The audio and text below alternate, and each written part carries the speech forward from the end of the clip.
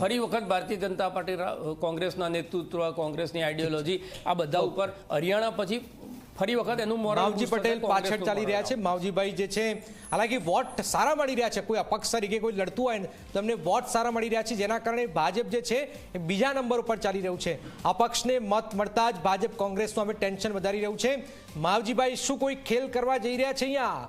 શું માવજીભાઈ હવે એમની ગાડી, એમનું બેટ જે છે એમનાથી રન વરસવાનું શરૂ કરશે કે જે રન મારશે એ રન જે છે? હાલાકી આજે ઓસ્ટ્રેલિયા સામે ભારતે જબરજસ્ત પ્રદર્શન કર્યું છે અને આ પરિસ્થિતિની વચ્ચે માવજીભાઈ એમનું જે બેટ લઈને ફરી રહ્યા છે, આપ જોઈ રહ્યા છો કે એ શું કરી શકે છે. કારણ કે જ્યારે અપક્ષ તરીકે લડ્યા હતા, એક ટ્રેક રેકોર્ડ 42,000 વોટનો છે, તો આ ટ્રેક રેકોર્ડ ક્યાં સુધી જાય? જેટલા વધુ વોટ માવજી પટેલને મળે છે એટલા ડેમેજ ભારતીય જનતા પાર્ટી થાય છે, એના ઉપર નજર રહેશે. હાલાકી સ્થાનિક જે નેતાઓ છે, પરબત પટેલને બધા કહી ચૂક્યા છે કે માવજીભાઈને મેદાનમાં ઉતારવાથી ભાજપ માટે મુશ્કેલી વધી છે.